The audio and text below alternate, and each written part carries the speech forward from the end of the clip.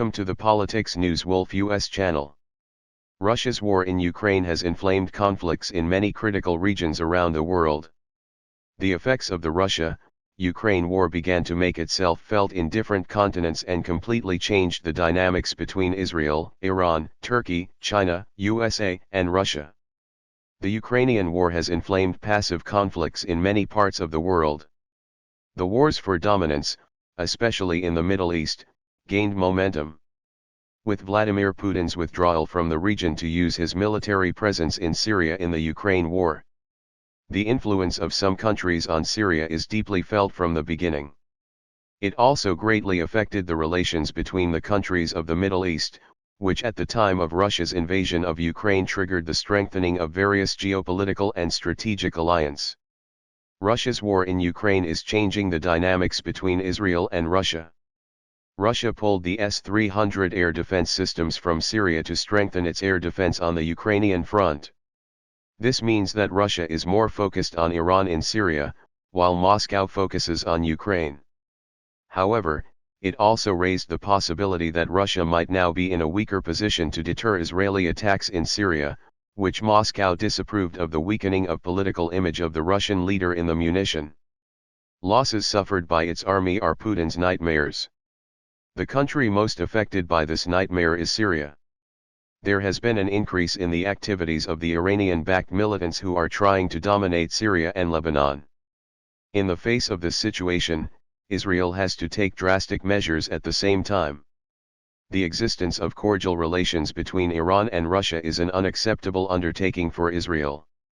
As Russia's dominance in Syria weakened, Israel increased its pressure on Iranian-backed militant groups. Recently, Israel has made a name for itself with its airstrike operations against Syria. Israel's favorite F-16 fighter jets are principal for airstrikes, and these fighter jets continue to resonate in the skies of Syria. Let's take a look at the latest Israeli airstrikes against Iran-backed groups. Last night, the latest Israeli airstrike also made a big splash. The rain of missiles targeting Israel's Damascus International Airport and its surroundings caused fear and panic in the Syrian T. Satellite images show that one runway had been hit multiple times while the other was targeted with just one missile. The Syrian army announced on Monday that an Israeli missile track has temporarily shut down the Makos International Airport, the latest in a series of attacks targeting Iran-linked sets. In a statement made by Syrian army, it was stated that the air-blanched missiles arrived from direction in Israel around 2 a.m. local time on Monday, and targeted Damascus International Airport and its surroundings. We learned that missiles from Israel, F-16 jets also hit targeted south of Damascus, killing 2 members of the Iranian-backed militant force and causing some damage. It is generally believed that relatively large weapons were smuggled by Assyria, by Iranian cargo airlines that frequently land at Damascus International and TS, or T4 airbase outside the city of Palmyra in central Syria. The weapons are believed to have been stored in warehouses in the area before being sent to Lebanon. That's why Israeli F-16 fighter jets frequently launch air strikes on areas in Syria. Israel carried out new missile attacks on warehouse in the airport compound used by Iranian Vag militia in Syria. Although Israel has bombed hundreds of different targets across Syria in the past few years, it rarely admits to such operations. The Syrian Ministry of Transport announced online that workers had removed the debris from the air's truck and flights were resumed at 9 a.m.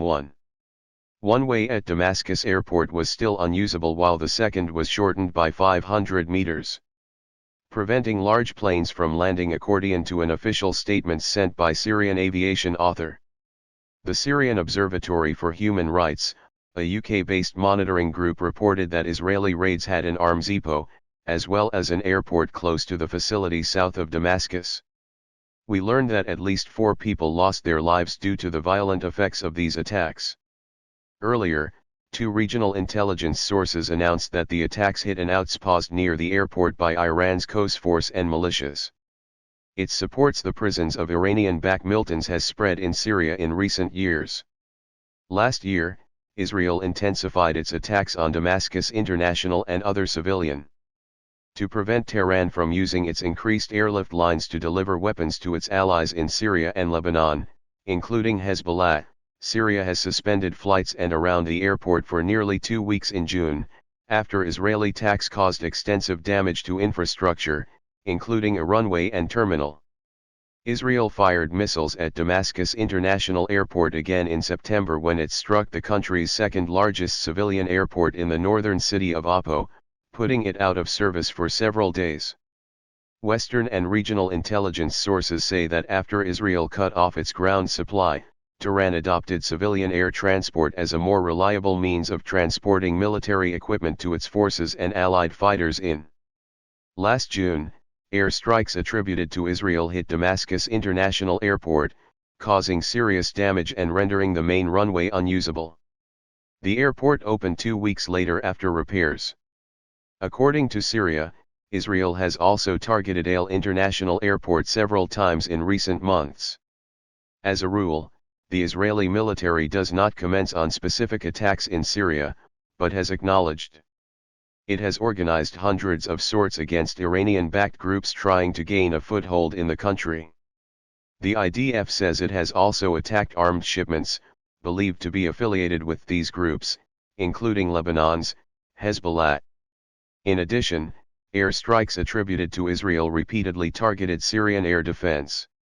The latest attacks attributed to Israel in Syria were on 19 and December 20 when a covered Hezbollah drone site near the city of Homs in northwest Syria was targeted, and several other areas in the Damascus region were reportedly hit. Israel has conducted hundreds of raids and targets in government-controlled areas of Syria in recent years, but it rarely acknowledges or discusses such operations. But Israel said it targeted the basis of armed groups affiliated with Iran, such as Hezbollah in Lebanon, which sent thousands of fighters to support the forces of Syrian President Bashar Ramai-Huri, a senior fellow at Harvard Kennedy School's Middle East Initiate, said that Israel's latest offensive may be an offered by the government, led by Bibi Netanyahu, to signal to Iranians, Syrians, and Russians that Israel will continue to do so. Netanyahu, who won the November election, was sworn in as Israeli Prime Minister for his 6th term on December 20. The most important thing to remember here is that the United States government through Congress passed laws many years ago that guaranteed that Israel would militarily be superior to any enemy or combination of enemies around them. So Israel has immunity from launching attacks anywhere it wants in the region, and no one has been able to. The Israelis and Russians, who are closely allied with Syria and are fighting with Syria to keep the Assad regime in power, have an understanding that Israel can attack certain positions in Syria, but should not hinder Russian military activity there. Israel says its so-called interwar operation in Syria began 10 years ago on January 30, 2013 with an attack on Russian-supplied SA-17 air defense batteries that Damascus pledged to deliver to Hez.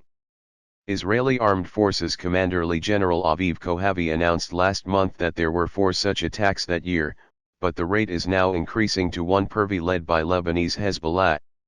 Iran's proxy militias are now dominating large areas in eastern, southern and northwestern Syria, and various suburbs of the capital. The government of Syrian President Bashar has never publicly acknowledged that forces are acting on its behalf in the civil war in Syria, saying that Tehran is only military advisors on the ground.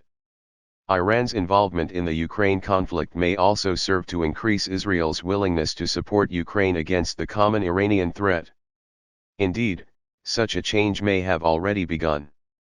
Goodbye until we meet you with new developments in the Israel, Iran, Russia trio. Thanks for watching. Remember to like and subscribe to our channel to update you with daily information.